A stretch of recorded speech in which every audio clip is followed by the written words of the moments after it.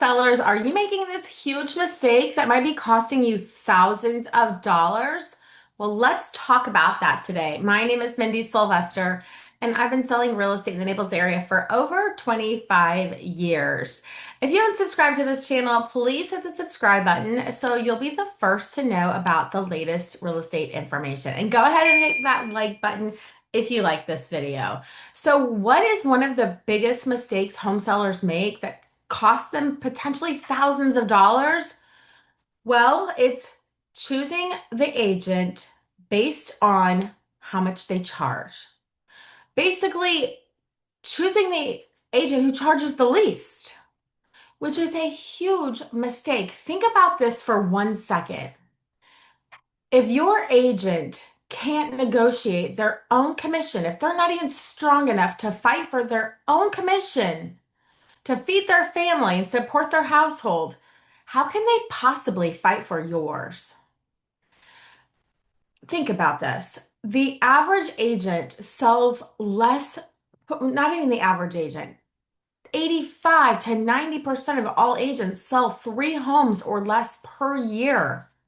Chances are they really need a sale. Now, there are some really good agents out there who are really interested in your best interest and they run their business based on your best interest. But there are agents out there who, if you've only gotten 1 or 2 paychecks, you need the paycheck and you're not going to fight for the highest price because you're scared. You're based on fear that you're going to lose the sale. Well, that's where experience comes in, and hiring an agent that has experience and the expertise and the financial security, quite frankly, to be strong enough to fight for you for the absolute highest price. Sure, you want to make the sale. Everyone wants to make the sale, but there's just a very fine line between getting the sale, getting the buyer, and just fighting for that little extra. I just had this happen last week. I got a pretty low offer, but the sellers really wanted to sell. And they said, well, what do you think? Should we just take the offer?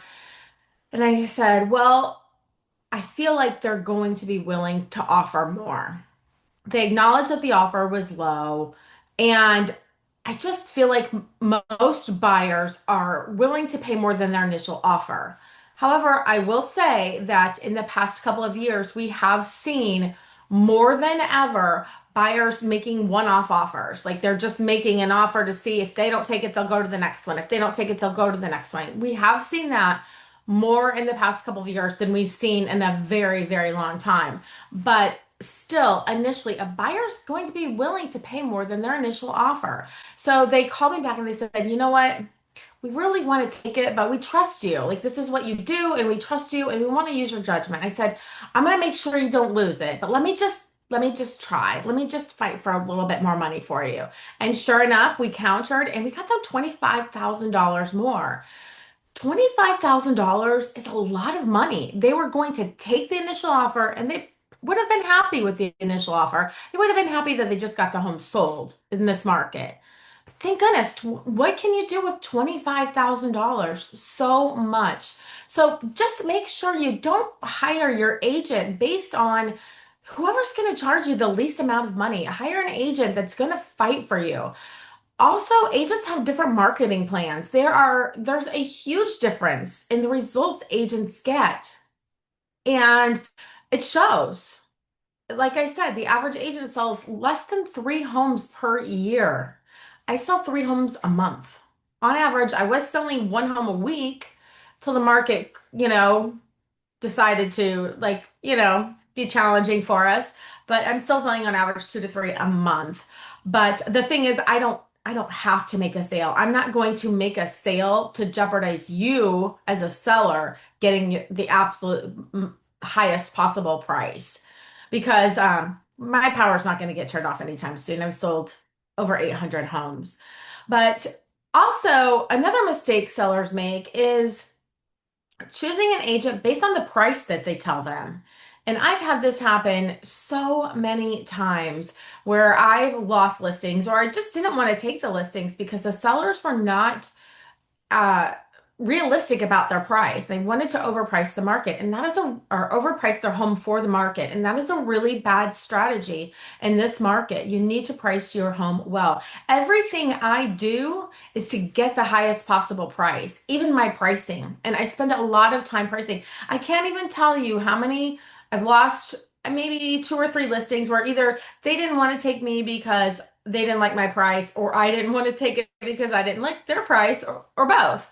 But all of those listings, there were, I think, three or four of them. All of those listings sat on the market for almost a year and they sold for basically the price that I said that they were going to sell for.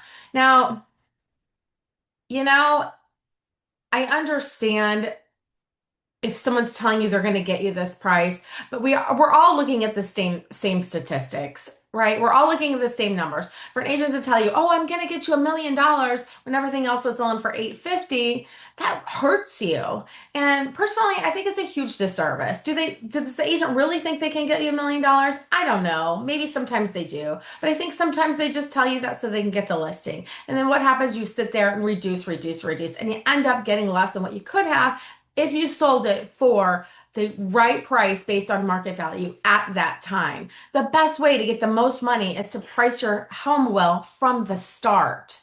The longer your home sits on the market, the lower the offers are going to get. So don't make those two big mistakes when selling your home. If you have any questions, if you're thinking about selling, please contact me. I have a very aggressive marketing plan. If your agent is sitting there waiting, doing open houses on, that's the hoping method, the hoping technique that hopefully someone will come into my open house because they really don't know how to market. That's not going to get you sold, and that is definitely not going to get you top dollar. So if you're thinking about selling, give me a call. I will go over my marketing plan with you, and I will tell you how I will price your home strategically, effectively, and we'll get your home sold. So thank you so much for watching. I hope you have an amazing day.